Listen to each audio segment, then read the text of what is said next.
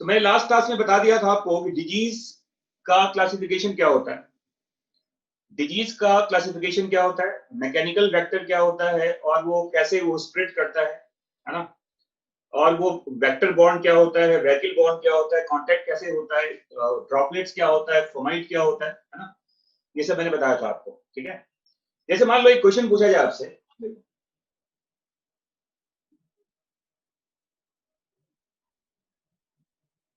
या ऐसे सिंपली मैं कह दूं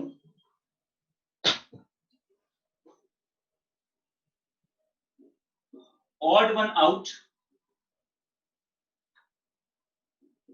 on the basis of mode of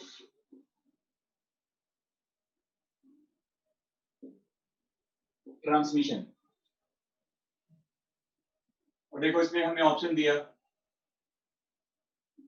cholera,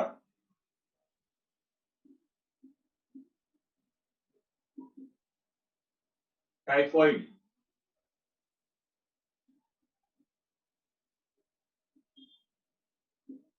एस्केरियोसिस,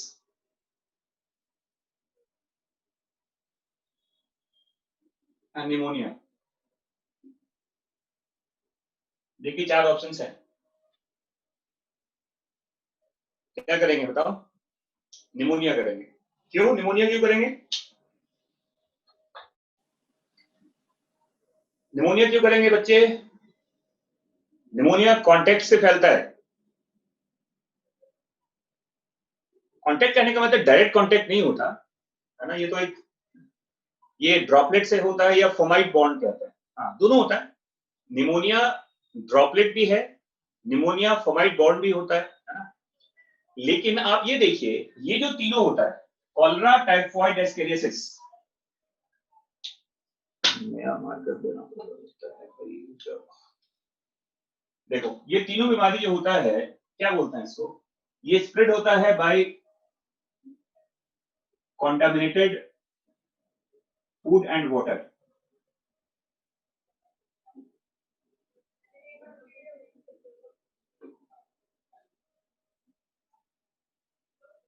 है ना। और आप जानते हैं कि जो इसमें निमोनिया है, निमोनिया या तो ड्रॉपलेट इन्फेक्शन है या फोमाइट कहते हैं इसको, है ना। कॉन्टामिनेटेड फूड एंड वाटर में कॉलरा भी आता है, टाइफॉइड भी आता है, एस्केरियोसिस भी आता है। ये आप खाने की वजह से, ये सब एलिमेंट्री कैनाल को डैमेज करता है। आप कह सकते हैं अगर आप किस पार्ट को ये डैमेज कर रहा है, तो जानते हैं कॉलरा, टाइफॉइड, एस्केरियोसिस, ये सब आपके डाइजेस्टिव सिस्टम का प्रॉब्लम है। निमोनिया आपके रेस्पिरेटरी सिस्टम का डिजीज होता है, तो उस बेसिस पे ही सेपरेट हो जाएगा। और भी कई तरह के इसके कारण बन सकते हैं। तो आप अगर मान लो ऐसे कहा जाता कि ऑड वन, देखो एक ही क्वेश्चन की कितने सारे आंसर हो सकते हैं। देखिए odd one out on the basis of mode of transmission, answer क्या हो गया pneumonia. Odd one out on the basis of agent of disease, pathogens of disease, तो क्या होगा बताओ? अगर क्वेश्चन में ये होता कि odd one out on the basis of pathogens of disease, तो क्या होगा इसका आंसर बताओ? पैथोजेंस के बेसिस पे क्या होगा answer? Yes, the answer is ascariasis. क्योंकि देखो कॉलरा, टाइफाइड, निमोनिया ये तीनों बैक्टीरिया से होता है, और एस्केरियोसिस जानते हैं हेलमिंथिस से होता है। तो उस बेसिस पे आंसर क्या होगा बताओ? क्या हो जाएगा? वो हो जाएगा एस्केरियोसिस, है ना। तो वही मैं कह रहा हूं। और अगर पूछा जाए कि इन चारों में क्या सिमिलरिटी है बताओ, इन चारों में क्या सिमिलरिटी है? What is the similarity? हाँ, all are infectious disease, that's right. और ये सबके सब मोनोजेनेटिक पैरासाइट हैं, ये सबके सब मोनोजेनेटिक पैरासाइट हैं। सेकेंडरी होस्ट की किसी की जरूरत नहीं है, ना कॉलरा को, ना टाइफॉइड को, ना एस्केरियोसिस को, ना निमोनिया को। सब के सब मोनोजेनेटिक पैरासाइट हैं। सिंगल होस्ट में इनका लाइफ साइकिल क्या होता है? कंप्लीट होता है। समझ में आ गया? समझ में आ गया? चलिए तो याद रखिएगा इसको, इस क्वेश्चन को ऐसे याद रखिएगा। अब देखो हम लिखते हैं, देखो occurrence of disease,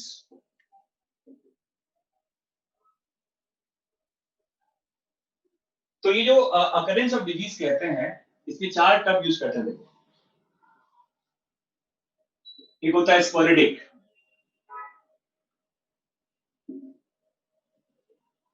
एक होता है एंडेमिक, एक होता है एपिडेमिक, और एक नाम अभी आपके जुबान पे आ गया होगा, बताइए एक और क्या लिखूं? Yes, pandemic.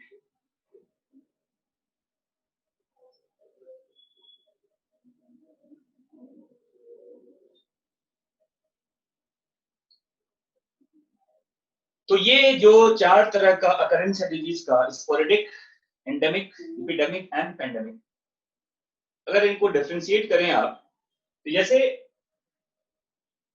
Disease which occurs occasionally, बीमारियां कई ओकेजनली हो जाती हैं, इसका कोई प्लेस से या किसी पर्टिकुलर पार्ट से मतलब नहीं होता, जो ओकेजनली जो बीमारियां हो जाती हैं उसको स्पोरेडिक कहा जाता है। अब किसी को टाइफाइड हो गया, किसी को निमोनिया हो गया, वो सब एक स्पोरेडिक प्रॉब्लम है ना। लेकिन देखो, अगर मान लो ये प्लेस है, ये लोकलाइज प्लेस है, और इसमें एक डिजीज है जो काफी ज्यादा इसी एरिया में कॉन्टिन्यूसली एग्जिस्ट करता हो। देखो, जो एंडेमिक प्रॉब्लम कहते हैं, a disease constantly present in A population, इसका मतलब क्या होता है? A disease constantly present in a population, इसे एंडेमिक कहा जाता है। समझ में आ रहा है? जैसे आपने पढ़ा होगा, बताओ एग्जाम्पल बताओ बेटा। एंडेमिक तो प्लेग तो बहुत पहले अभी स्प्रेड नहीं हो रहा। अरे नाम भी लिखा जाता है, देखो शायद आपको याद हो, मैंने बताया था आपको एक टर्म,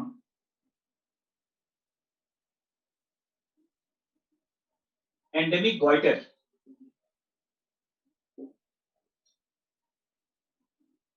बताया था ना।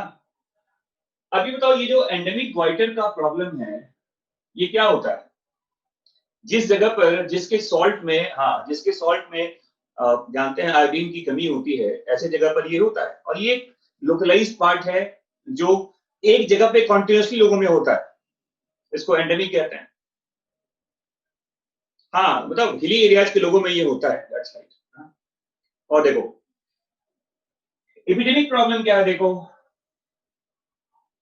जो एक एरिया में, एक लार्ज एरिया में इंटरवल्स के बाद होता हो, अभी हुआ, फिर गैप हुआ, फिर स्प्रेड हुआ, फिर स्प्रेड हुआ, फिर स्प्रेड हुआ। तो a disease in A population that that occurs or that get repeated on continuous intervals, continuous नहीं हो रहा हो, ये continuous नहीं है, ये intervals पे होता है। एक लार्ज एरिया में कुछ बीमारियां ऐसी हैं जो कुछ कुछ continuous intervals पे होता है, तो इसे क्या बोलते हैं बताओ? तो इसका डेफिनेशन क्या? देखो लिखा है, if many people in a given area acquire a certain disease at certain intervals, if many people in a given area acquire certain disease at regular intervals, उसे क्या बोलते हैं बताओ? इसे एपिडेमिक कहा जाता है। और एपिडेमिक में एग्जांपल आता है इन्फ्लुएंजा का।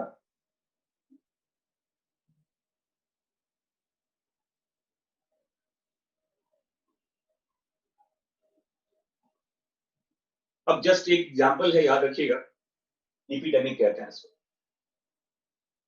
और इसका मैंने क्या बताया? If a disease exist in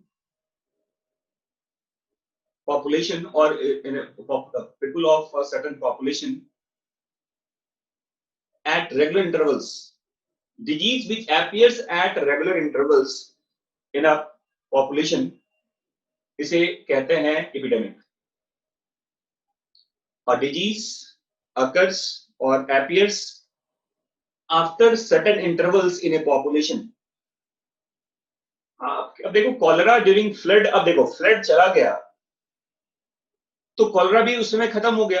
अब मान लो एरिया में फ्लड अगर नहीं आएगा तो कॉलरा नहीं होगा, बट एक ऐसी बीमारी है जो कॉन्टिन्यूअसली आता रहता है, मतलब फ्रिक्वेंटली आता रहता है एक इंटरवल्स के बाद। तो इन्फ्लुएंजा इसका एग्जांपल है, आपकी बुक में समझाया गया है किसी बुक में, है ना। और पेंडेमिक जिसको जो वर्ल्ड वाइड स्प्रेड करे, disease which spread world wide occasionally, उसे पेंडेमिक कहा जाता है। लिख लो, disease which spread world wide, ये पेंडेमिक। और देखो कुछ प्रॉब्लम ऐसा है जो पूरी दुनिया में है, कॉन्टिन्यूअसली हो रहा है। देखो इसमें आप जानते हैं कोविड भी है, इवन एड्स वगैरह की बात करें तो एड्स भी एक पेंडेमिक प्रॉब्लम है, वर्ल्ड वाइड प्रॉब्लम है ये। हाँ वही मैं कह रहा हूं कि जितने भी फ्लू वगैरह आए थे, ठीक है, और पेंडेमिक में ये देखा जाता है कि इसका जो स्प्रेडिंग है वो बहुत रैपिडली होता है। अगर मान लो आप मलेरिया की बात करें, अगर मलेरिया आपके स्प्रेड अगर आपकी जगह पे फैला है तो ऐसा तो नहीं कि वर्ल्ड में पूरी जगह मलेरिया फैल जाएगा। बट आप पेंडेमिक की बात करें, जैसे कोविड का देख लो केस, ये चाइना से स्टार्ट हुआ, ये चाइना से स्टार्ट हुआ और ये पूरे वर्ल्ड में फैल गया, है ना, और बहुत फास्ट स्प्रेड हुआ है। तो ऐसी बीमारी जिसका स्प्रेडिंग बहुत फास्ट हो, वो पेंडेमिक का प्रॉब्लम है, वर्ल्ड वाइड डिस्ट्रीब्यूशन कहते हैं इसको। अब वही मैं कह रहा हूँ, ये जितने भी ऐसे सार्स वगैरह आया था खत्म हो गया, वैसे ही कोविड भी आया है वो भी खत्म होगा, इबोला भी चला था वो भी बहुत जगह स्प्रेड हुआ। तो जिसका कह सकते हैं कि ये बीमारियां ऐसी होती हैं जिनका स्प्रेडिंग काफी फास्ट होता है। चलो ठीक है, तो ये थोड़ा सा ये वर्ड याद रखिएगा, sporadic, endemic, epidemic and pandemic. क्योंकि पेंडेमिक पेंडेमिक अभी वर्ड चल रहा है कि कोविड को किस कैटेगरी में रखेंगे आप, तो कोविड एक पेंडेमिक प्रॉब्लम है, समझ में आएगा। स्पोरेडिक में कोई भी देख लो, निमोनिया है, टाइफॉइड है, कोई भी बीमारी है जो ओकेजनली आता है ना। एंडेमिक का एक कारण ये भी है कि ये आपका उसी एरिया का प्रॉब्लम है। अब कोई मान लो एक ऐसा मान लिया जाए, जैसे कहते हैं आप मैलिग्नेंट मलेरिया की बात करते हैं, ऑल्दो ये अफ्रीका में काफी कॉमन है। तो एक ऐसी बीमारी जिसका वेक्टर एक प्रॉपर एरिया में ही एग्जिस्ट कर रहा हो, जैसे कालाजार वगैरह कहते हैं। कालाजार वगैरह जो है ये एक आप कह सकते हैं ये जो नॉर्थ बिहार का एरिया है या बंगाल का एरिया है, वहां काफी कॉमन होता है, उसका वेक्टर वहीं पे रहता है। तो जो बीमारी एक पर्टिकुलर एरिया में कंटिन्यूअसली एग्जिस्ट कर रहा हो उसे एंडेमिक कहा जाता है। अब कॉमन कोल्ड पे देखा जाए तो कॉमन कोल्ड वगैरह भी इसका कोई आप कह सकते हैं वो भी एक तरह का क्या हो गया बताओ, स्पोरेडिक प्रॉब्लम में आ जाएगा वो। अब बहुत सारे एग्जांपल्स हैं। अब कौन सा वायरस कितना ज्यादा स्प्रेड कर रहा है इस पे डिपेंड करेगा कि निपा अगर अफ्रीका में रह गया या पूरे वर्ल्ड में फैल गया। अभी बताऊंगा सब डिजीज आएगा, रुक जाओ। ये समझ में आ गया, चलिए आगे चलते हैं। ये लिखिए आप लोगों ने,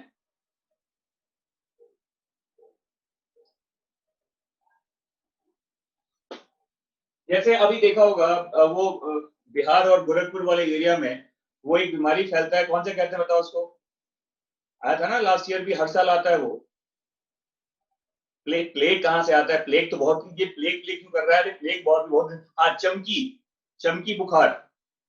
तो चमकी बुखार क्या है बताओ, वो एक एंडेमिक प्रॉब्लम है। और एंडेमिक भी क्या बोलेंगे, वो इंटरवल्स पे आता है और वो एक तरह का एपिडेमिक प्रॉब्लम बन जाता है, हमेशा चमकी नहीं रहता ना। तो आप चमकी को किस कैटेगरी में रखिएगा बताओ, वो एक आपका एपिडेमिक प्रॉब्लम बन जाएगा क्योंकि वो एक इंटरवल्स पे आता है, हमेशा नहीं रहता वो ना वहां पर। यस, अब मैं बता रहा हूं आपको प्रोटोजोन डिजीज के बारे में। देखो अब ये ढूंढ लेना, हंता वायरस, बहुत तरह के वायरसेस है, अभी आएगा सब डिजीज डिस्कस कर रहे हैं ना, अभी आएगा उसमें। डेंगू कुछ नहीं है। डेंगू एक एक समय डेंगू पेंडेमिक प्रॉब्लम था। आप जानते हैं कि डेंगू अपियर हुआ था यूरोप वगैरह में, काफी ज्यादा स्प्रेड हुआ था ये, और डेंगू पिछले कई दशक से ये कहीं अपियर नहीं हुआ। एक समय ये एक तरह का कह सकते हैं आप कि ये एक तरह का पेंडेमिक प्रॉब्लम हुआ था, बट अभी कहीं ये अपियर नहीं हुआ। 14 सेंचुरी में डेंगू प्लेग वगैरह का काफी ज्यादा कहर हुआ था यूरोप में, और यूरोप का पूरा पॉपुलेशन आधा हो गया था। चलिए अब कहानी छोड़ो, अब यहाँ पे आ जाओ। Protozoan diseases. तो देखो मैं बता दूं पहले आपको कि प्रोटोजोआ एक फाइलम है, और इसका जो किंगडम है वो प्रोटिस्टा से बिलोंग करता है। ये एक यूनिसेलुलर यूकैरियोट्स में आते हैं।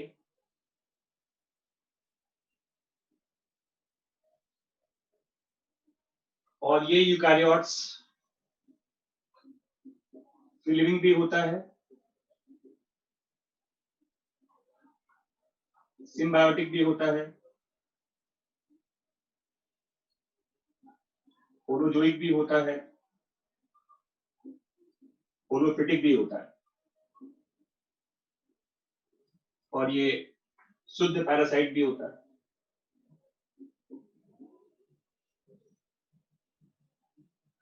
हर तरह का मोड ऑफ न्यूट्रिशन यहाँ पे है।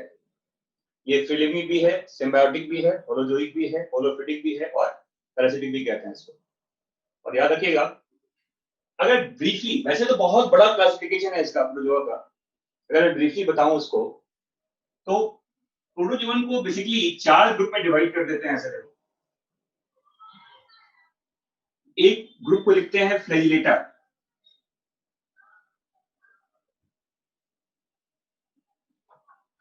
जिसको आप मैस्टिगोफोरा भी कहते हैं। ग्रुप की बात मैं बता रहा हूं, देखो ब्रॉडली इसको कैसे क्लासिफाई करते हैं। तो फ्लैजिलेटा को मैस्टिगोफोरा कहा जाता है। एक इसमें आता है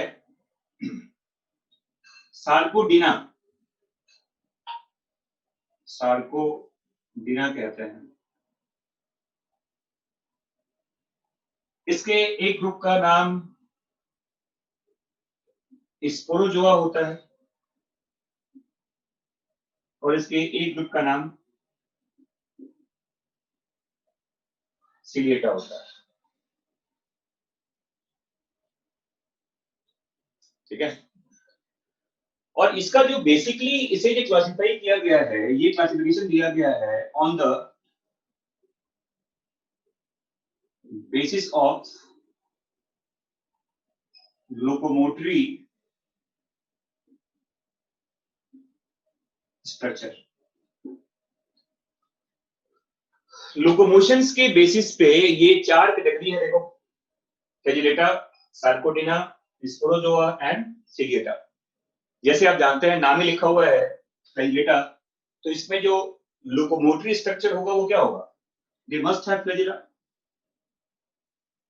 और ये फ्लैजिला एक भी होता है, 2 भी हो सकता है, और 4 भी हो सकता है। नंबर ऑफ फ्लैजिला कम ही होता है, सीधे से पता है आपको। डायनोफ्लैजिलेट का डाइनो मतलब डबल हो जाता है ना। डायनोफ्लैजिलेटा का भी अगर देखा जाए तो बुक्स में ये इसी ग्रुप में लिया जाता है उसको। डबल फ्लैजिला होता है वहां पर। डायनोफ्लैजिलेट्स, डायनो मतलब डबल होता है ना। और देखो, सार्कोडिना में कहते हैं यहां पर सीडोपोडिया होता है, लोकोमोटरी स्ट्रक्चर, जो उसके बॉडी पार्ट का ही एक्सटेंडेड पार्ट कह सकते हैं। बॉडी का जो साइटोप्लाज्मिक पार्ट होता है उसका, उसी के एक्सटेंशन से सीडोपोडिया फॉर्म होता है। तो जहां सीडोपोडिया हो से क्या बोलते हैं बताओ? सार्कोडिना कहते हैं। समझ में आ रहा है? और देखो, स्पोरो जो वो होता है जहां लोकोमोटरी स्ट्रक्चर होते ही नहीं है, एब्सेंट होता है। स्पोरोजोअन्स में लोकोमोटरी स्ट्रक्चर, हाँ फॉल्स फीट कह सकते हैं। सीडोपोडिया का मल्टीपल रोल होता है, खाना भी कैच करता है, लोकोमोशन में भी हेल्प करता है। तो स्पोरोजोआ में लोकोमोटरी स्ट्रक्चर नहीं होते, याद रखिएगा, ये एब्सेंट होता है। और आप जानते हैं कि सीलिएटा में multiple cilia is there, multiple cilia is there for the movement. और आपने 11th क्लास में पढ़ा होगा साइटोलॉजी वाले पार्ट में भी कि फ्लैजिला का और सीलिया का बेसिक स्ट्रक्चर वही होता है, लेंथ का फर्क होता है, मूवमेंट का फर्क होता है, बट बेसिक कंपोजिशन उसी 9+2 माइक्रोट्यूब्यूल से बनता है, बेसल बॉडी से ऑरिजिनेट होता है ना। तो उसके स्ट्रक्चर में कोई फर्क नहीं है, ऑरिजिन में फर्क नहीं होता, फर्क उसके नंबर का होता है और वो किस तरह से मूव कर रहा है, मोड ऑफ जो उसका लोकोमोशन होता है उस पर डिपेंड करता है। But structurally and origin flagella का सीलिया का एक जैसा होता है, दोनों में ही 9+2 माइक्रोट्यूब्यूल्स का अरेंजमेंट होता है। ये पता है आप लोगों को? ये पता है सबको ना? हाँ ठीक है। तो देखो ये 4 हो गए इसके ग्रुप कह सकते हैं आप इसको, है ना। और देखो अब इसमें थोड़ा सा कंफ्यूजन ये होता है कि कई बार जैसे लिखा जाता है मैस्टिकोफोरा में, अब मैस्टिकोफोरा को 2 नाम से बताया जाता है। देखो अब देखो एक नाम इसमें आता है, दिस टर्म कॉल्ड फाइटोमैस्टिकोफोरा,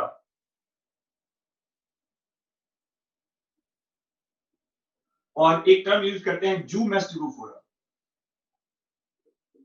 जू मैस्टिकोफोरा कहता है।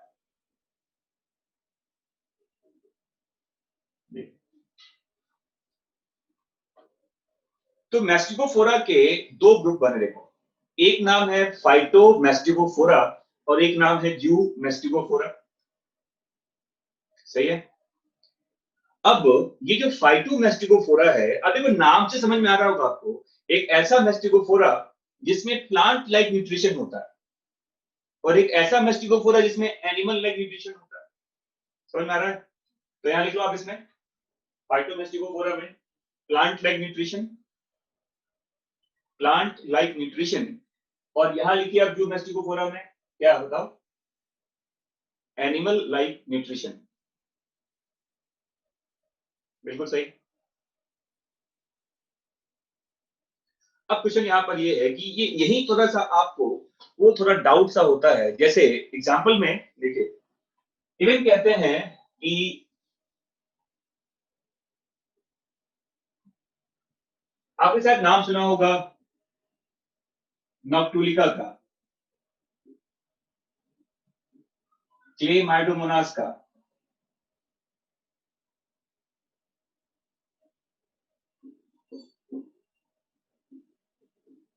ब्लास्टोडिनियम का, यूग्लिना का, कहा नाम सुना बताओ इन सबका? डायनोफेलियट्स में, हाँ देखो आ गया ना, प्रोटिस्टा में नाम सुना आपने, बिल्कुल सही कह रहे हैं आप। बट एक्चुअल में देखा जाए कि इन सब में, हाँ इन सब में एनसीडी होता है, इन सब में डबल फ्लैजिला होता है, डायनोफ्लैजिलेट कहते हैं देखो इन तीनों को।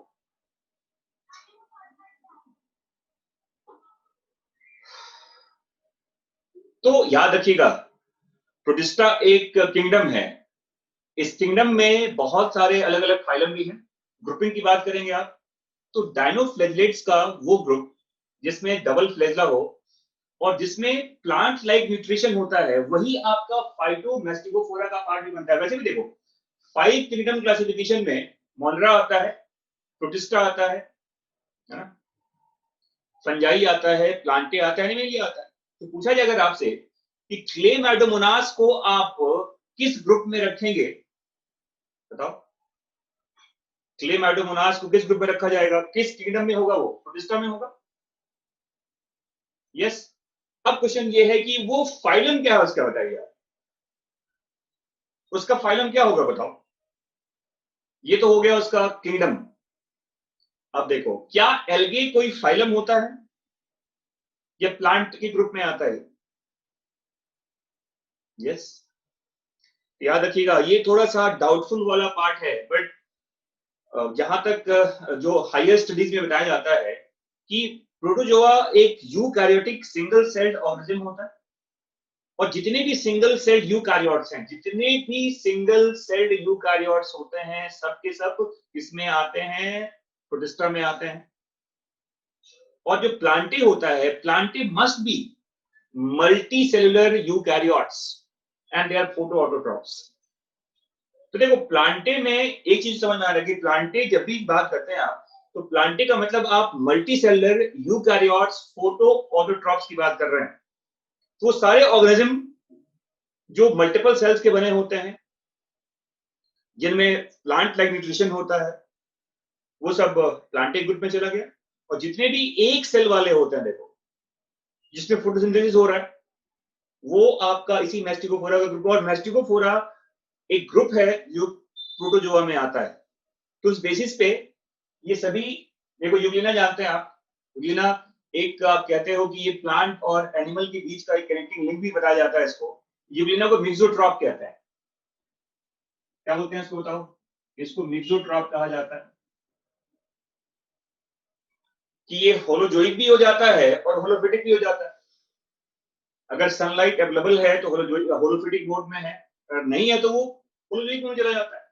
तो ये डबल एनिमल लाइक न्यूट्रिशन भी है और प्लांट लाइक न्यूट्रिशन भी होता है यूग्लिना का। तो इस बेसिस पे इसे मिक्सोट्रॉप कहा जाता है।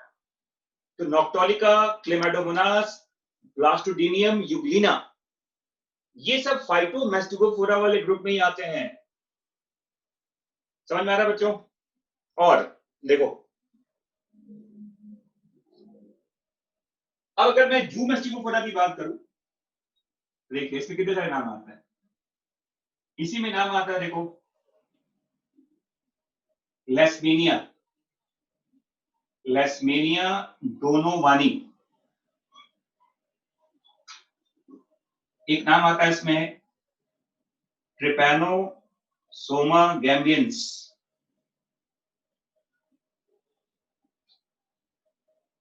एक नाम इसमें आता है, देखो,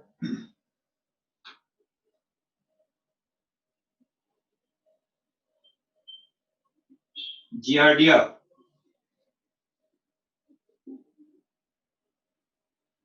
एक नाम इसमें आता है ट्राइकोनिम्फा।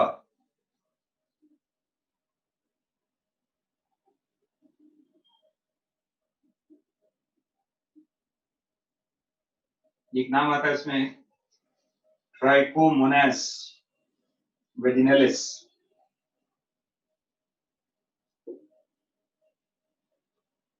देखिए, लेस्मेनिया, ट्रिपैनोसोमा, जियार्डिया, ट्राइकोनिम्फा, ट्राइकोमोनास वेजिनलिस, ये सब एनिमल में वाले, देखो जूमैस्टिकोफोरा वाले ग्रुप में आता है। देखो ये सब में फ्लैगेला होता है। देखिए, और देखो इसमें क्या है कि इसमें ये जो लेस्मेनिया है, ट्रिपैनोसोमा है, जियार्डिया है, और ये जो ट्राइकोमोनास होता है, ये सब के सब क्या है बताओ, ये सब के सब पैरासाइट्स होते हैं। लेकिन इसमें ये जो ट्राइकोनिम्फा होता है, ट्राइकोनिम्फा, ये एक सिम्बायोंट होता है। टर्माइट्स वगैरह के बॉडी में होता है, ये इसको सिम्बायोंट कहते हैं। तो देखो 1, 2, 3 और 4, ये सब के सब पैरासाइट्स हैं। जो ट्राइकोनिम्फा है इसमें, उसको क्या बोलते हैं बताओ? उसको सिम्बायोंट कहा जाता है। Yes, they have animal like nutrition. समझ में आ रहा ना? बट एक सेल का बना होता है। एनिमल कहते नहीं है इसको, एनिमल लाइक कहा जाता है। Animals belongs to animalia group, याद रखिएगा। न्यूट्रिशन के बेसिस पे और लोकोमोशन के बेसिस पे प्रोटोजोआ, प्रोटो मतलब प्रिमिटिव, देखो अगर नाम ही देखा जाए तो इसको प्रिमिटिव एनिमल लाइक कहा जाता है। प्रिमिटिव एनिमल्स कहते हैं, एनिमल लाइक। जोआ मतलब एनिमल होता है, और प्रोटो मतलब प्रिमिटिव कहते हैं। तो on the basis of locomotion and mode of nutrition, they are considered to be like animal, but animalia should be multicellular. तो ये एनिमेलिया नहीं है, एनिमल लाइक है। और कई बार देखो, कई बार लिखते हैं कि जैसे प्रोटोजोअन्स को Sometimes it is also called acellular organism कह देते हैं.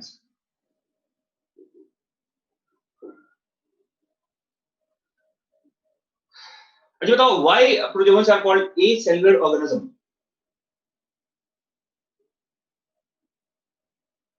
Any idea?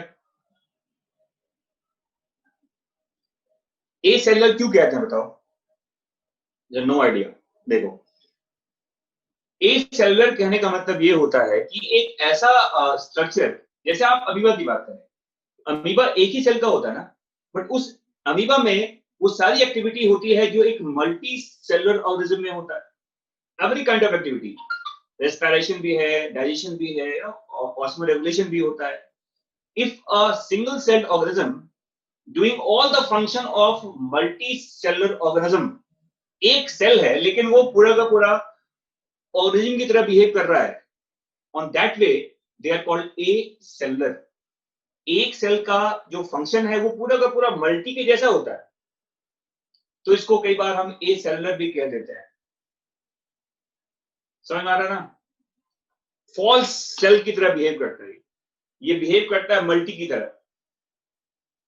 समझ में आ गया? अब चलिए यहां देखिए, अब मैं बता रहा हूं आपको कि पहले इसी को रिसर्च करके देखिए यहां पर से.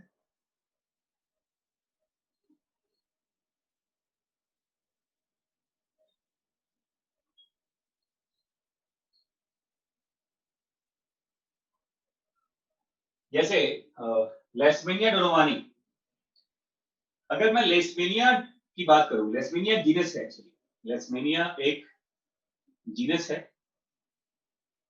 इस जीनस के दो ग्रुप हैं, एक है लेस्मेनिया, बता दिया मैंने आपको, डोनोवानी, और दूसरा आता है लेस्मेनिया ट्रॉपिका.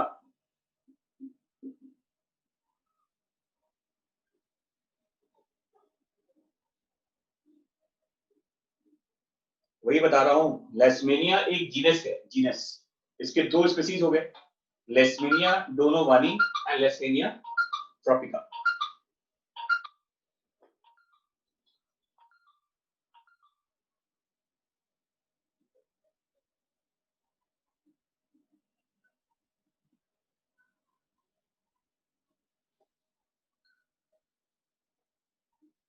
लेस्मेनिया, देखो मैं क्या कहा, लेस्मेनिया एक जीनस है, इसके दो ग्रुप हैं, लेस्मेनिया डोनोवानी एंड लेस्मेनिया ट्रॉपिका. समझ में आ रहा है? ये जो लेस्मेनिया डोनोवानी होता है, इसी से फैलता है डिजीज कॉल्ड काला अजार,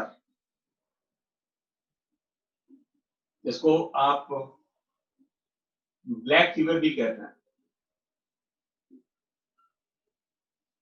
काला अजार डिजीज जो होता है, देखो. और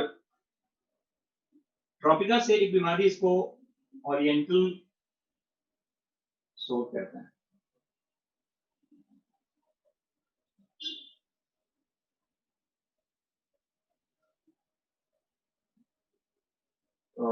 इसको दिल्ली बॉयल डिजीज भी कहा जाता है.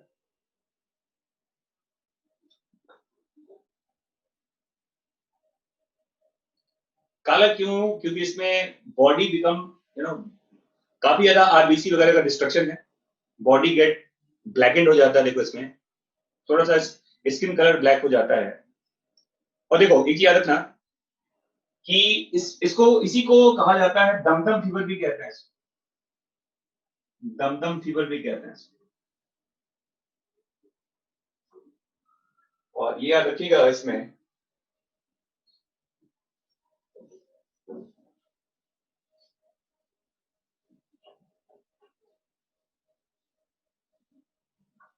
ये जो कालाजार वगैरह है, एक तरह का लोकलाइज्ड डिजीज है, जो नॉर्थ बिहार में या फिर बंगाल के एरिया में काफी ज्यादा है ये. यस, मतलब अब आदमी अगर बचेगा तो ठीक, अगर हो जाएगा उसका नॉर्मल कलर आ ही जाएगा. जैसे देखो यहाँ पर, अब टाइफॉइड है, आप जानते हैं इसमें कलर येलोइश होता है, तो हमेशा थोड़ी पीला रह जाता है वो, और पीला के बाद लाल भी तो होता है ना, या तो पीला के बाद वो नीला हो जाएगा और उसके बाद वर्टिकल डिस्प्लेसमेंट हो जाएगा उसका. पीला हो गया तो फिर वो लाल भी होगा अगर ठीक हो गया तो, अगर पीला के बाद नीला ही हो गया तो नीला के बाद सीधा ऊपर।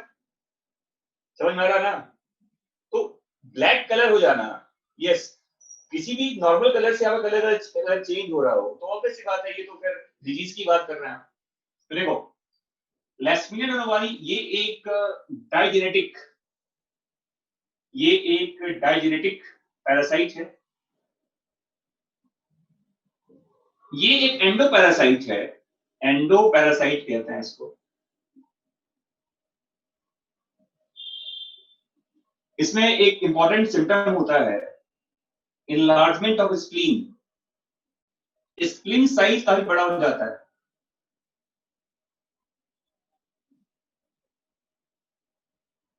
ठीक है, और याद रखिएगा डायजेनेटिक पैरासाइट कहने का मतलब इसमें ह्यूमन और जो सेंट फ्लाई होता है, ये एक ब्लड सकिंग फ्लाई कहते हैं। मैंने बताया था एक नाम आपको, टर्म कॉल फिलोबोटोमस अर्जेंटाइप्स कहा जाता है। ये इसका सेकेंडरी, इसका रिजर्वायर होस्ट कहता है। ह्यूमन तो इसका प्राइमरी होस्ट है, इसका डेफिनेट होस्ट कहा जाता है जिसको बीमारी होती है। और एक होस्ट से दूसरे होस्ट में जाने के लिए ये सैंड फ्लाई का यूज करता है।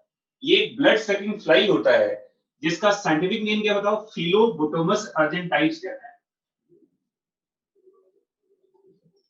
तो ये एक डायजेनेटिक पैरासाइट है जिसके दो अलग अलग होस्ट हैं। डिजीज आदमी को होता है, डेफिनेट होस्ट कहते हैं इसको, और जिसमें उसके लाइफ साइकिल का एक पार्ट उसके थ्रू कहीं और स्प्रेड हो रहा हो, वो उसका क्या बताओ? रिजर्वायर होस्ट कहते हैं। रिजर्वायर होस्ट कहते हैं इसको। और रिजर्वायर होस्ट का नाम सेंट फ्लाई है जिसका साइंटिफिक नेम क्या बताओ? फिलोबोटोमस अर्जेंटाइप्स कहा जाता है। समझ आ रहा है? तो याद रखिएगा इसको। और पहले तो ये काफी बड़ा प्रॉब्लम था, कालाजार से लोगों का काफी ज्यादा डेथ होता था, बट अब ये काफी हद तक ये इन डिजीज को कंट्रोल किया गया है, दवाइयां अवेलेबल हैं और लोग इस पे अब ठीक भी हो रहे हैं इससे बहुत ज्यादा। पहले इसमें डेथ का रेशियो काफी ज्यादा था, और खासकर जो बिहार और बंगाल में ये काफी ज्यादा प्रॉब्लम वाला डिजीज था ये। ठीक है, तो ये नाम याद रखिएगा, लैस्मीनिया डोनोवानी, लैस्मीनिया ट्रॉपिका। ओरिएंटल सोर कहते हैं इसको, डेली बॉयल भी कहा जाता है इसको। अरे नाम है इसका, इस सेंट फ्लाई का ये साइंटिफिक नेम है। सेंट फ्लाई उसका नहीं, इसको कालाजार नहीं कहते। लैस्मीनिया ट्रॉपिका को ओरिएंटल सोर कहते हैं, इसको डेली बॉयल डिजीज कहा जाता है। ये अलग चीज होता है, इचिंग होता है स्किन पे बहुत ज्यादा इसमें। काला जल नहीं कहते, काला जार कहते हैं। काला अजर, अजर AZAR, मतलब दिल्ली वाले पार्ट्स में स्किन पे काफी ज्यादा बर्निंग होता है, और दिल्ली के आसपास का जो कुछ एरिया हो सकता है उसकी बेसिस पे हो, स्किन पे इचिंग काफी ज्यादा होता है, इसमें बर्निंग सेंसेशन होता है, तो इसको दिल्ली बॉयल कहते हैं। अरे हिंदी में काला जार कहा जाता है। अब हिंदी में यही नाम है इसका, काला अजार। ये अमेरिका में नहीं होता है, रशिया में नहीं होता काला जार, यही नाम है इसका, काला अजार कहा जाता है। हिंदी भी यही है, इंग्लिश भी यही है। अब ये जाकर अमेरिका वाले लोगों से पूछना कि please tell me the Hindi of hepatitis, वो बताएगा क्या आपको कि हेपेटाइटिस को हिंदी में क्या कहते हैं? अरे आप इंडियन हैं तो आपको इंग्लिश में पढ़ना है ना, तो हेपेटाइटिस का हिंदी भी ऐसा पता नहीं क्या है, आई डोंट नो, लेकिन आपको उस हिंदी को इंग्लिश में पढ़ना होता है। बट एक अमेरिकन को क्या पता कि हेपेटाइटिस का हिंदी क्या होता है? He might be heard about काला अजार डिजीज, उसका कभी सुनिएगा, उसका जो प्रोनाउंसिएशन वगैरह भी होता है ना। सेंट फ्लाई सेकेंडरी होस्ट कहते हैं इसको, रिजर्वायर होस्ट कहते हैं। जैसे मच्छर होता है वैसे सेंट फ्लाई होता है, इंसेक्टा है ना, ब्लड सक करता है और उसके थ्रू पैरासाइट कैरी होता है। चलिए आगे देखिए, यहाँ पर ये हो गया लैस्मीनिया के बारे में। अब देखो यहाँ पर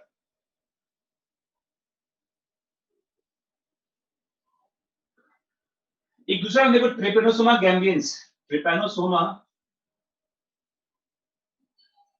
गैम्बियंस। आपको पता है कि gambiense causes a disease called African sleeping sickness.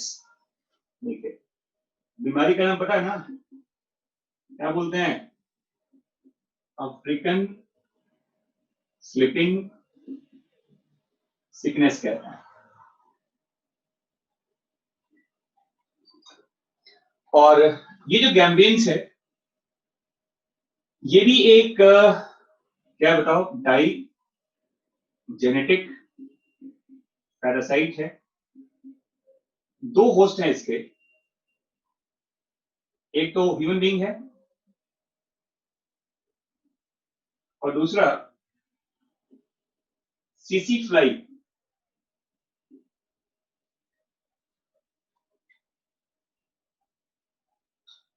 ये African word actually CC fly कहते हैं। अगर आप अमेरिका में जाएंगे या यूरोप में जाएंगे तो इसका साइंटिफिक नेम बताया जाएगा आपको, और इसका नाम है ग्लॉसिना पैल्पेलिस।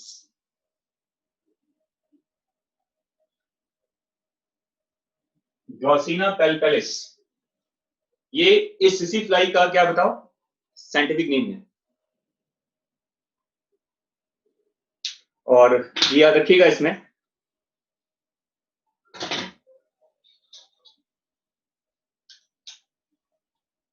कि अफ्रीकन स्लिपिंग सिकनेस में कहा जाता है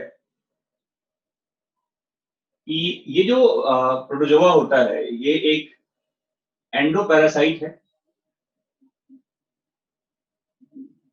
ऑफ सेंट्रल नर्वस सिस्टम कहते हैं।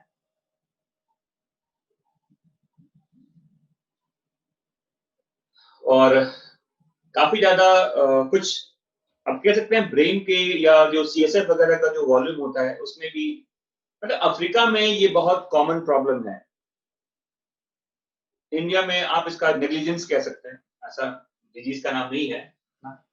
नाम ही अफ्रीकन स्लिपिंग सिकनेस है, तो ऑब्वियस सी बात है कि अफ्रीका का ये एक तरह का आप कह सकते हैं ये उसका ये एपिडेमिक प्रॉब्लम है वहां पे।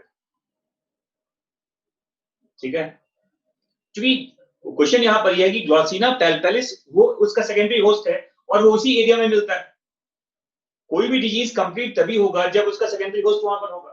तो सीसी फ्लाई का प्रेजेंस अफ्रीकन फॉरेस्ट में कह सकते हैं आप या अफ्रीका के पॉपुलेशन में है, तो ये डिजीज वहीं स्प्रेड करता है।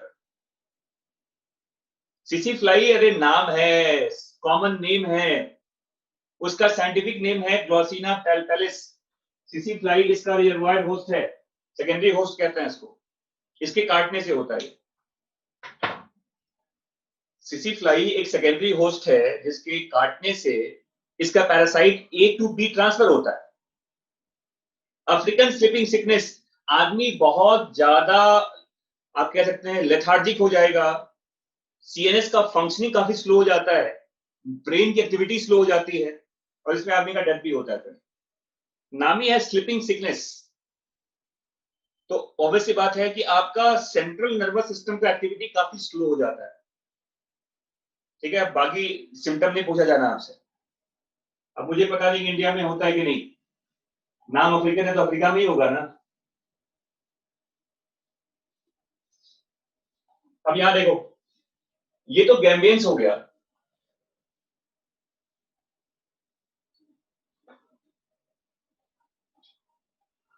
एक और नाम है लिखना, ECB सूचना और HMC। देखो ये ट्रिपेनोसोमा के ही कुछ और ये कुछ प्रॉब्लम है। देखो इवांसी, देखो नाम देखो लिखा था ट्रिपेनोसोमा इवेंसी कहता है, शॉर्ट में लिखोगे ये ट्रिपेनोसोमा क्रूजी लिखा था, क्रूजी। एक होता है ब्रूसी, ट्रिपेनोसोमा ब्रूसी। ये ट्रिपेनोसोमा के अलग अलग स्पीसीज हैं, इवांसी, क्रूजी एंड ब्रूसी। एक तो हो गया गैम्बियंस हो गया। देखो गैम्बियंस के अलावा एवांसी है, क्रूजी है, ब्रूसी है। और डिजीज का नाम देखो क्या होता है, ईसीडी याद हो गया, सूचना हो गया, सूचना हो गया, देखो सूचना है ना, इसका मतलब होता है सुरा डिजीज कहते हैं, डिजीज का नाम सुरा होता है। क्या मतलब चागाज डिजीज कहते हैं, चागाज। और एन का मतलब न जाना डिजीज होता है, न जाना डिजीज, ये बीमारी का नाम है। और डिजीज होता किसको देखो, तो एच ये हॉर्स कहते हैं, एम फॉर मैन, ह्यूमंस में होता है, और ये कैटल्स वगैरह में होता है, ब्रूसी डिजीज कहा जाता है। देखो तो ऐसे है ईसीडी, सूचना, एचएमसी, एक टेबल बन जाएगा। और ये सब ट्रिपेनोसोमा के ही अलग अलग स्पीसीज है। देखो एवांसी, क्रूजी, ब्रूसी। हाँ ठीक है, इंग्लैंड क्रिकेट बोर्ड ऐसे याद कर सकते हैं आप, अच्छी बात है।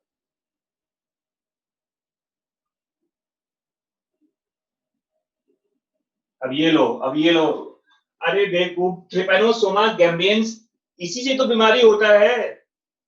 अरे कितना बड़ा इसका कंफ्यूजन है देखो, अरे वाह वाह। अच्छी बताओ, ये इंसान है,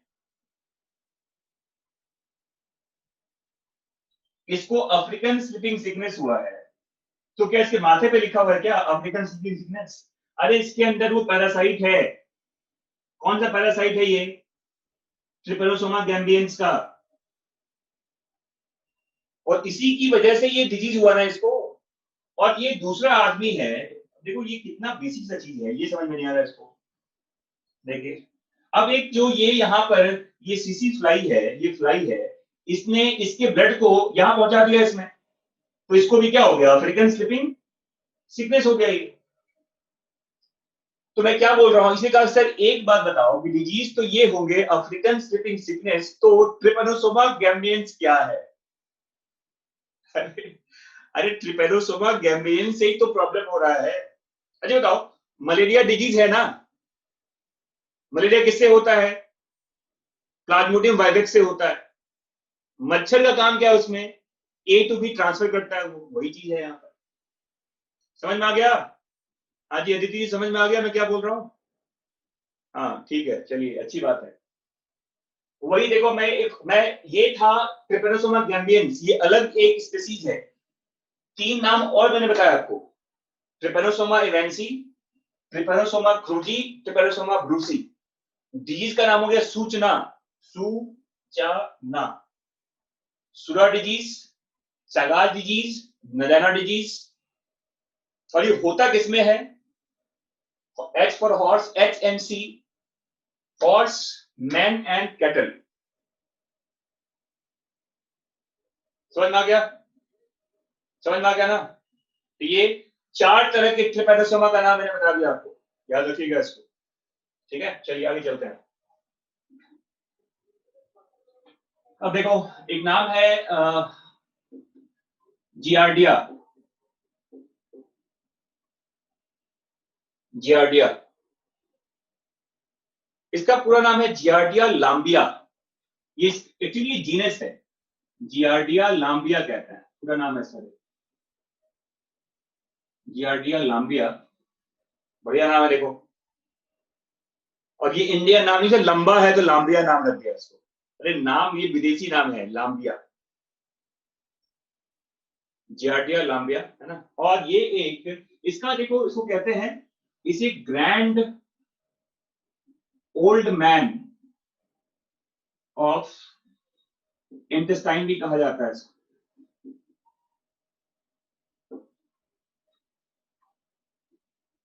grand old man of intestine कहते हैं। और इसका जो अपीयरेंस वगैरह होता है, थोड़ा यूनिक अपीयरेंस है। देखो इसमें, इसके बॉडी में एक, दो, तीन, चार, देखो ऐसे बेसल बॉडी है, तो four flagella are there. among the protozoans, among the flagellates, सबसे ज्यादा नंबर इसी मतलब देखा जाए तो फ्लैजिला का नंबर या तो एक या दो होता है। दो से ज्यादा अगर कहीं फ्लैजिला है तो जियार्डिया में होता है, चार फ्लैजिला होता है।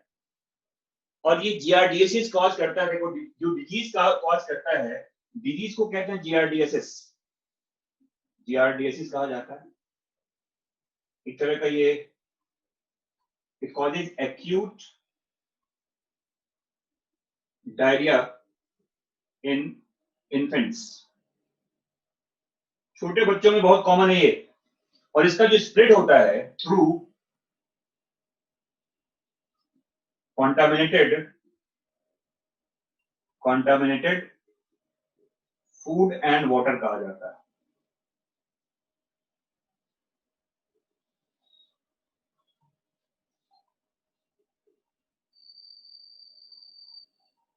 मैं क्या बोल रहा हूं कि जियार्डिया को grand old man of intestine भी कहा जाता है। इसका अपीयरेंस थोड़ा सा ओल्ड, जैसे मैन वगैरह का जो अपीयरेंस होता है थोड़ा उस तरह से कुछ इसका अपीयरेंस के बेसिस पे नाम दिया गया इसको, grand old man of intestine कहते हैं। यूजुअली मैंने कहा था कि फ्लैजलेट्स में फ्लैजला 1 या 2 होता है, ये सबसे ज्यादा फ्लैजला रखने वाला आप कह सकते हैं ये मैस्टिकोफोरा वाला ग्रुप है। ये 4 फ्लैजला होते हैं इसमें, देखो 1 2 3 4। डिजीज का नाम क्या बताओ, जियार्डियासिस कहते हैं। ये छोटे बच्चों में बहुत कॉमन है, एक्यूट डायरिया क्रिएट करता है इन्फेंट्स में, और ये स्प्रेड होता है ये through contaminated food and water के थ्रू होता है। नहीं, मीठा खाने से, ऐसा नहीं कि मीठा खाने से ही होता है, गंदा खाने से होता है, अनहाइजीनिक फूड के खाने से होता है, और छोटे बच्चों में बहुत कॉमन इन्फेक्शन है ये। और ये मैन टू मैन ट्रांसफर होता है, इसमें कोई सेकेंडरी होस्ट की जरूरत नहीं होती। ये एक मोनोजेनेटिक पैरासाइट है, याद रखना। अभी तक जो मैंने बताया वो सब डाइजेनेटिक पैरासाइट थे। जियार्डिया एक क्या बताओ मोनोजेनेटिक पैरासाइट कहते हैं।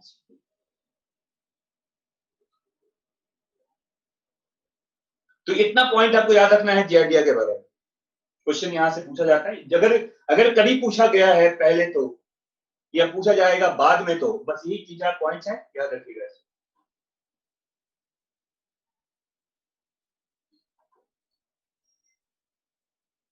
और आपको ये जो मैंने बताया था, जो ट्राइकोमोनास होता है, वेजिनलिस कहते हैं, ये एस्टिडीज का पार्ट भी है एक। फ्लूइड डिस्चार्ज होता है, एबनॉर्मल फ्लूइड डिस्चार्ज कहते हैं फीमेल्स के बॉडी से, मतलब फीमेल्स के वजाना वाले पार्ट से। नाम ही है ट्राइकोमोनास वेजिनलिस, तो ये एक तरह का सेक्सुअली ट्रांसमिटेड डिजीज में आता है, और ये भी एक मोनोजेनेटिक पैरासाइट ही है जो ह्यूमन टू ह्यूमन ट्रांसफर होता है। समझ में आ गया? ट्राइकोमोनियासिस, बिल्कुल सही कह रहे हैं आप, एनसीईआरटी में लिखा हुआ है, डिजीज का नाम ट्राइकोमोनियासिस होता है।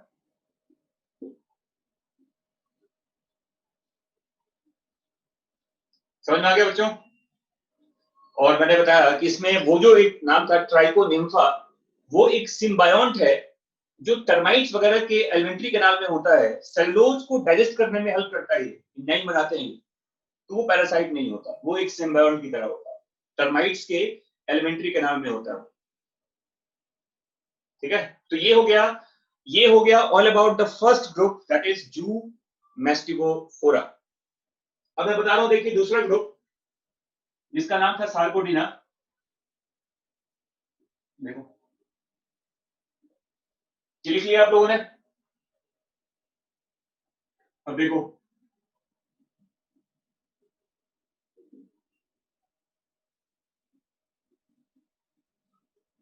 इसमें देखो, इसमें अगर देखा जाए तो इसमें अमीबा का भी नाम आता है जो फ्री लिविंग होता है, और इसमें एंटरमीबा का भी नाम आता है जो एक पैरासाइट होता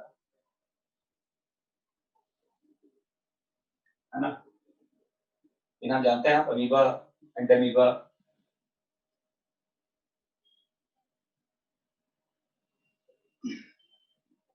और आप जानते हो कि जैसे एक नाम है एंटेमीबा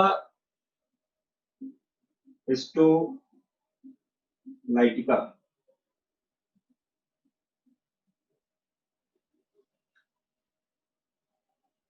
और इस हिस्टोलाइटिका से जो डिजीज होता है वो पता है, उसे कहते हैं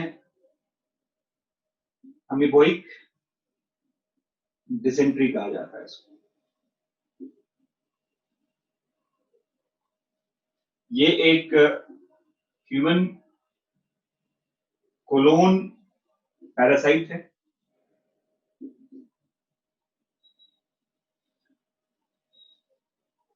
तो एंटेविका हिस्टोलाइटिका मैंने कहा कि ये एक ह्यूमन कोलोन पैरासाइट है, लार्ज इंटेस्टाइन का पैरासाइट है। और देखो डिसेंट्री और डायरिया मैंने पहले से बताया था वो कभी, अगर याद हो तो। डिसेंट्री में और डायरिया में अगर आपसे डिफरेंस पूछा जाए तो डिसेंट्री एक ऐसा प्रॉब्लम है जो आपके लोअर एलिमेंट्री कैनाल का इन्फेक्शन होता है। डिसेंट्री कहते हैं ये infection of lower alimentary canal कहा जाता है। और डायरिया यूजुअली कहते हैं अपर इंटेस्टाइन या अपर एलिमेंट्री कैनाल की बात कर रहा है। ये फर्क है देखो इसमें। डिसेंट्री लोअर एलिमेंट्री कैनाल का इन्फेक्शन होता है, मोस्टली लार्ज इंटेस्टाइन की बात करते हैं इसमें आप। और फर्क ये देखो कि जो आपका डिसेंट्री है उसमें ऐसा लिखा जाता है कि blood clot comes out along with fecal matter, along with fecal matter।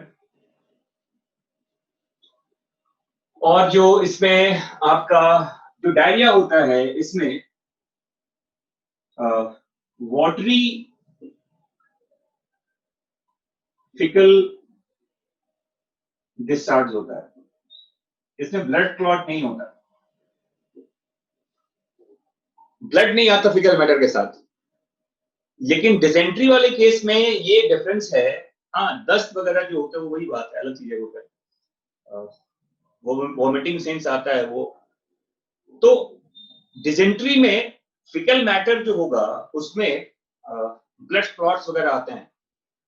Diarrhoea में ऐसे कोई, डिसेंट्री में अक्सर देखा जाता है कि डिसेंट्री वाले पार्ट में सिम्टम्स ऑफ कॉन्स्टिपेशन आते हैं और इसमें लूज मोशंस के आते हैं। ये भी फर्क है देखो।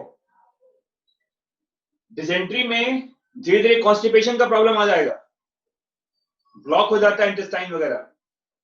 कॉन्स्टिपेशन के कारण पाइल्स होता है भाई साहब, उदय साहब क्यों पाइल्स की वजह पड़ रहे हैं आप? कॉन्स्टिपेशन का एक सीवियर और प्रॉब्लम है वो पाइल्स होता है, वो अलग चीज है, ठीक है। तो लूज मोशंस कहते हैं डायरिया में, इसमें कॉन्स्टिपेशन का प्रॉब्लम होता है, इसमें ब्लड आता है, ब्लड नहीं आता। ये अपर इंटेस्टाइन का इन्फेक्शन, तो ये डिफरेंस है देखो इसमें। और याद रखिएगा कि एंटेविगा जो होता है ये स्प्रेड करता है, spread through contaminated food and water। ये एक एक्स्ट्रा सेलुलर पैरासाइट है and it's usually invade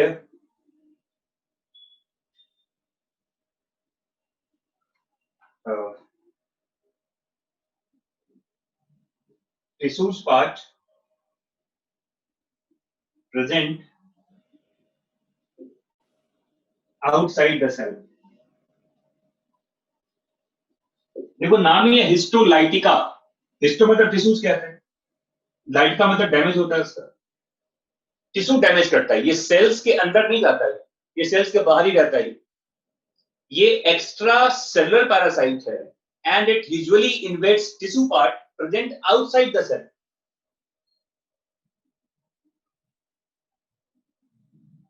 समझ में आ रहा है? और याद रखिएगा कि इसका जो पूरा लाइफ साइकिल है एंटेविका का, अगर मैं आपको बताऊं, ये थोड़ा देख लीजिएगा क्योंकि एनसीईआरटी में भी दिया हुआ है। Life cycle of entamoeba histolytica. तो इसका मैंने पूरा एक वीडियो बनाया हुआ है, मैं इस वीडियो को शेयर करूंगा आपके ग्रुप में। आप उस वीडियो को देखकर वो लाइफ साइकिल आप लिख लीजिएगा, बहुत अच्छे से समझाया गया है कि कैसे कैसे ये इसका लाइफ साइकिल, क्योंकि एनसीईआरटी में एंटेमीबा हिस्टोलाइटिका का लाइफ साइकिल दिया हुआ है और ये वीडियो मैंने बनाया हुआ है पहले से, तो मैं इसको आपके ग्रुप पे शेयर करूंगा। यस, ठीक है, तो आप वहां पर इसको देख लीजिएगा। समझ में आ गया? तो चलो बच्चों, आज के लिए बस इतना ही रहने दो। अब हो सकता है कि मंडे को मैं क्लास ना ले पाऊं, तो मैं संडे को क्लास पक्का लूंगा इस बार। बेटा 21 तारीख से अभी कोई डिसीजन नहीं हुआ है खुलने का।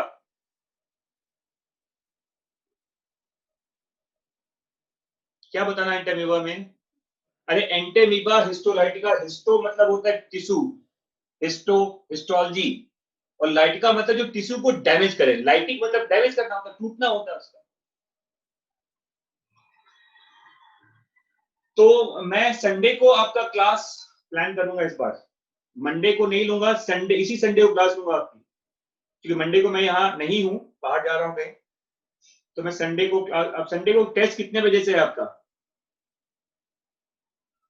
खत्म हो जाएगा 5 बजे ना, तो मेरा क्लास 7 बजे होगा। मैं 7 बजे क्लास लूंगा, ठीक है? और मैं एंटेमीबा हिस्टोलाइटिका का लाइफ साइकिल मैं शेयर करूंगा आपसे आपके ग्रुप पे। आप उस ग्रुप पे अच्छे से देख लीजिएगा उसको, और उसको देखकर लिखना भी है। आपको खुद से उसका पूरा नोट बनाना पड़ेगा। हाँ, कोई दिक्कत आए तो मैं नेक्स्ट क्लास में बताऊंगा आपको, बट वो वीडियो देख के समझ में आ जाएगा। ग्रुप पे भी डाल दूंगा, ठीक है भाई? ओके ओके, चलो चलो, see you, bye bye, take care.